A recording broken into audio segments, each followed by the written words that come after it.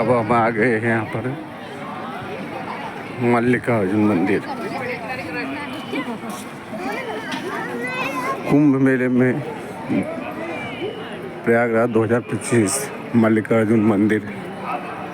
ठीक है।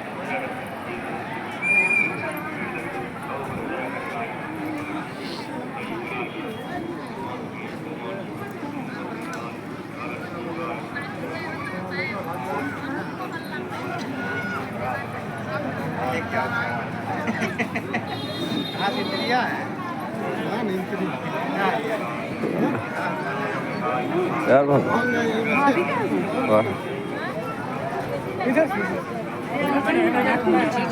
जो समय हुआ भैया वापसी 50,000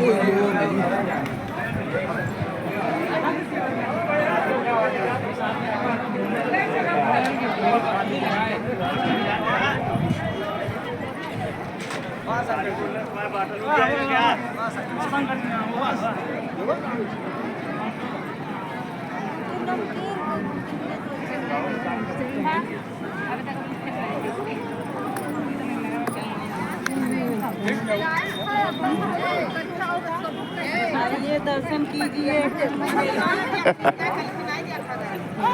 आइए दर्शन कीजिए कुंभ मेले का। बहुत भव्य कुंभ मेला लगा है।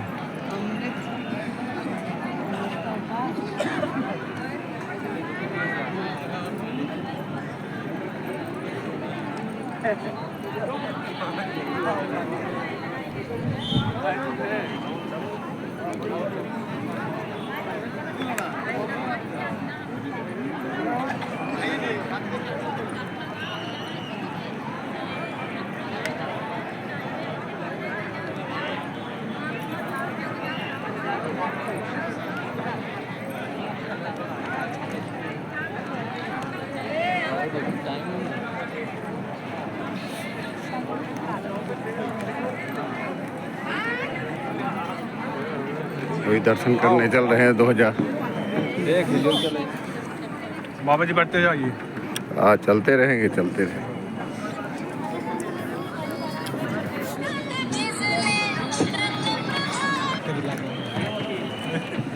नहीं चलो बस मिले के इंतजार में बाद में बंद का बंद हो गया। ले बंद होगा।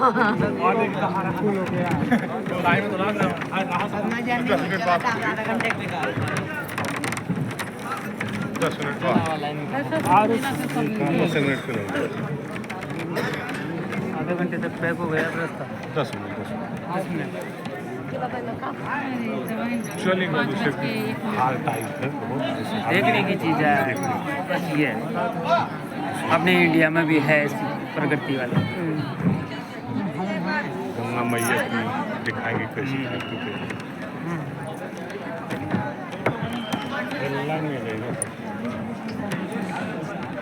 बारिश में बैठियो मन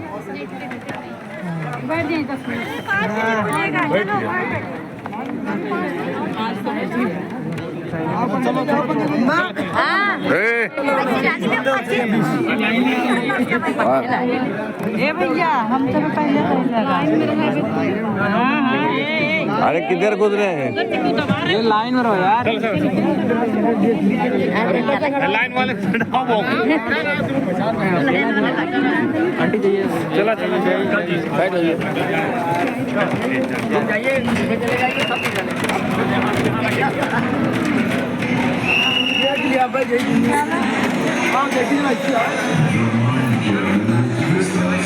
मंडेश्वर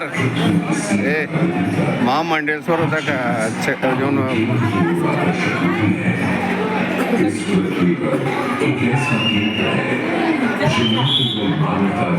आस्था और भावनाओं को बल्कि उनकी आत्मा की गहराइयों को भी अपनी ओर खींचता है।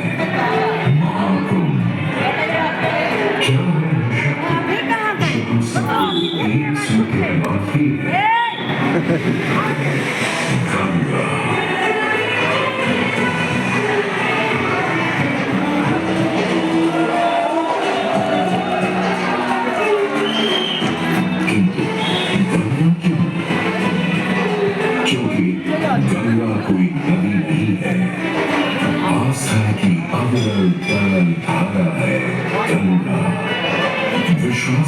वाहिनी संस्कृति की सरिता है गंगा। और इस स्थान पर इस प्रयागों के राज में श्वेत गंगा गंगा का संगम होता है। अपनी दो बहनों श्याम वर्ण यमुना और अदृश्य सरस्वती से, और इसके संगम के कारण ही यह जगह इतनी महत्वपूर्ण हो जाती है। गंगा के उद्गम के बारे में जो पौराणिक कथा प्रचलित है वो बड़ी ही रोचक और मनमोहक है। तो आइए क्यों न आज हम आपको गंगा अवतरण की कहानी सुनाए दिखाएं। बैठिए बैठिए। राजा बल पर करता था दम, पूरी पृथ्वी पर फैला था उसका ही आतंक। उसके आतंक को रोकने विष्णु ने धरा एक रूप, 52 अंगुल का बौना बनकर पहुंचे जहां का भूत। सारे दरबारी बौने ब्राह्मण पर हंसे, पर बाली ने जब उसे दान मांगने को कहा तो उसने कुटिया बनाने को केवल 3 पग भूमि मांगी। पर जब बौने ब्राह्मण ने तो जैसे भूचाल किया गया। वामन ने पहले पग में पूरी धरती नाप ली और अगले कदम से ब्रह्मा जी ने भगवान विष्णु के चरण होकर उस जल को अपनी कमंडल में भर लिया। और अब वामन अवतार ने अपना तीसरा पग बलि के सिर पर रख उसे पाताल लोक भेज मुक्ति दे दी।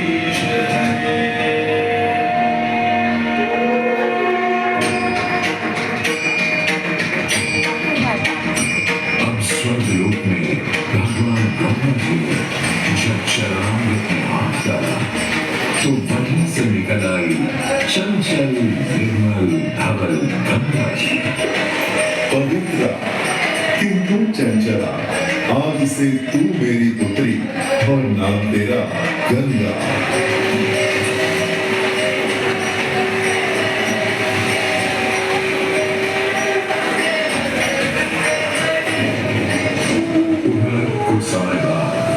सतयुग में इक्ष्वाकु कुल के सूर्यवंशी राजा सगर ने सारे संसार को जीतने के लिए एक अश्वमेध यज्ञ का संकल्प किया।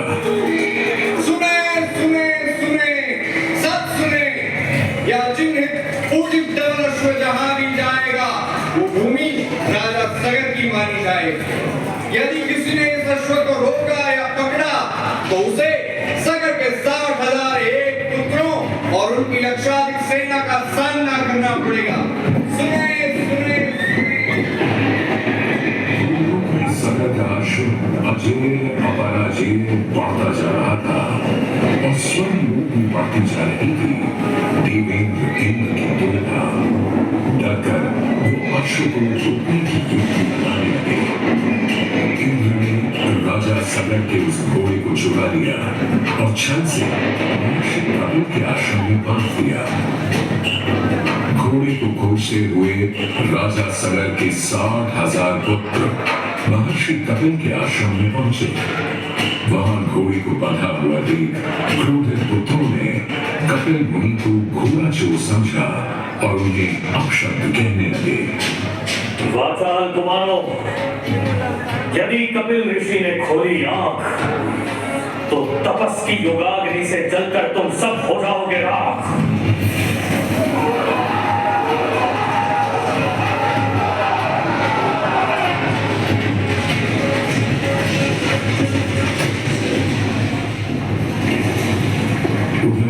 सगर के चिंतित, न अश्व का पता था न पुत्रों का कोई समाचार।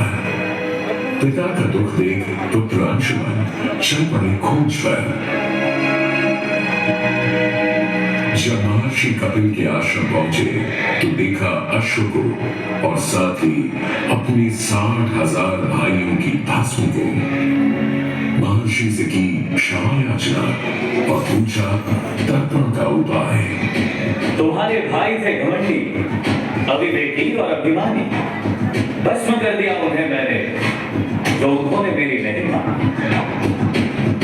गंगा जल, केवल गंगा जल ही दे सकता है मुक्ति उन्हें, जो भस्म हुए तुम्हारे परिजन। अंशुमन को अपने भाइयों के तर्पण के लिए गंगा को लाने का बहुत मन था, किंतु किसी को राजधर्म ही तो निभाना था और राज भी चलाना था। देखते देखते 7 पीढ़ियां गुजर गईं, पर 7 पीढ़ियों के बाद समय आने पर राजकुमार भगीरथ ने राजा बनने से साफ मना कर दिया।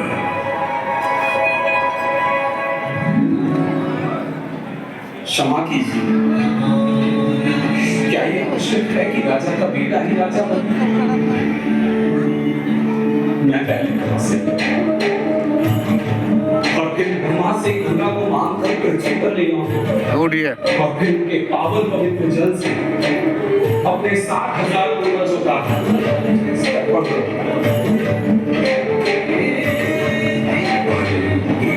वर्ष बदले, ऋतुओं की हवा बदली, नदियों के किनारे बदले, किंतु नहीं बदला भगीरथ का संकल्प। गंगा उतरा।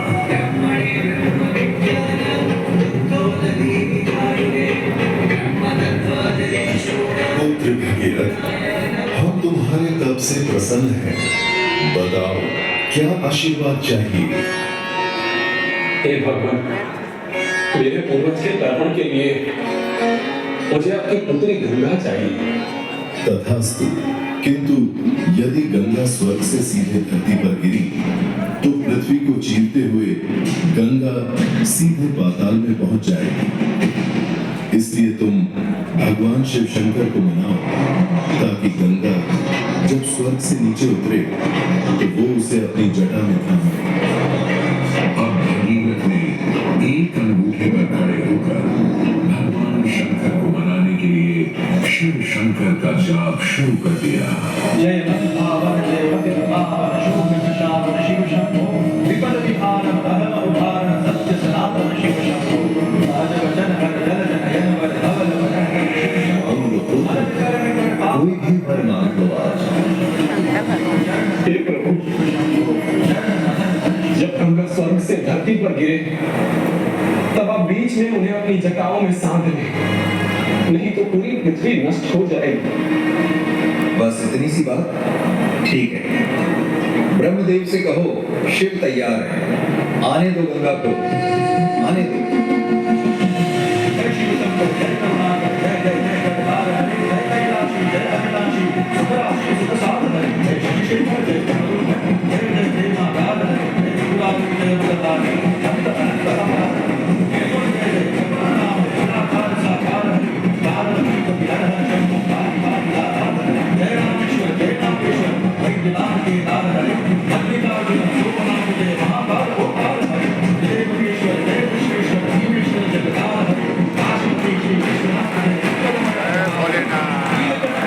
हर हर महादेव।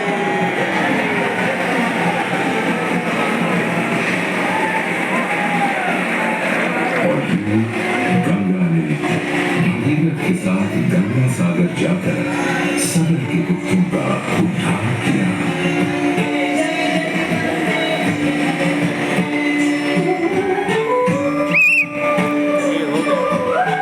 साथ ही वह भारत की सबसे महत्वपूर्ण नदी बन गई। हो गया, खत्म हो गया। जिसका भारत के जीवन में धार्मिक, आर्थिक, सामाजिक, ऐतिहासिक अभिदान